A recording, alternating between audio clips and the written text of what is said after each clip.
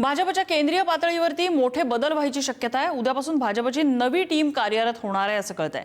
अनेक मोठ्या पदांवर उद्यापासून फेरबदल होणार आहेत। उद्या अधिकृत पत्रकार परिषदेतून याची घोषणा होण्याची शक्यता आहे।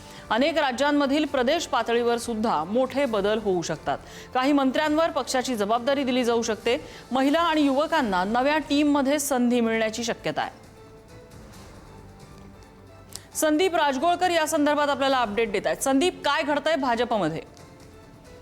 नम्रता, प्रामुख्याने 2027 साली भारतातल्या अनेक राज्यांमध्ये विधानसभा निवडणूक आहेत। प्रामुख्याने 5 राज्यांमध्ये विधानसभा निवडणूक आहेत, ज्यामध्ये उत्तर प्रदेशचा देखील समावेश आहे। त्यातच आता संसदेचं पावसाळी अधिवेशन संपलेलं आहे, त्यामुळे जो केंद्रीय मंत्रिमंडळ विस्तार होणार होता त्याला देखील आता गती मिळताना चित्र पाहायला मिळते आणि त्यामुळे भाजपनं केंद्रीय नेतृत्वातल्या काही फेरबदल जे आहेत ते करण्याचं ठरवलेलं आहे आणि उद्या दुपारी 12 वाजता कदाचित पत्रकार परिषद घेऊन किंवा यादी त्यांच्याकडून जाहीर केली जाईल पक्षाकडून आणि त्यानुसार राष्ट्रीय अध्यक्ष नितीन नवीन यांच्या नेतृत्वाखाली नवी टीम जी आहे ती कार्यरत आता असणार आहे आणि यामध्ये काही राज्यांमध्ये देखील फेरबदल होणार असल्याची आपल्याला माहिती सूत्रांकडून मिळते।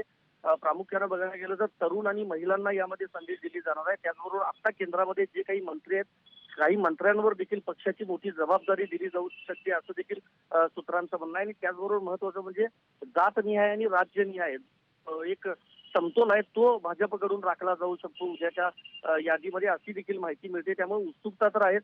भाजप कार्यकर्त्यांसोबत विरोधकांची देखील उत्सुकता असणार आहे। नव्या टीममध्ये नेमकं कोण कोण असणार आहे आणि महाराष्ट्रामध्ये प्रामुख्यानं या बाबतीत काही बदल होतात का हे देखील बघणं महत्वाचं असणार आहे। नम्रता, संदीप, अपडेट घेत राहू। तुर्तास धन्यवाद या माहितीबद्दल।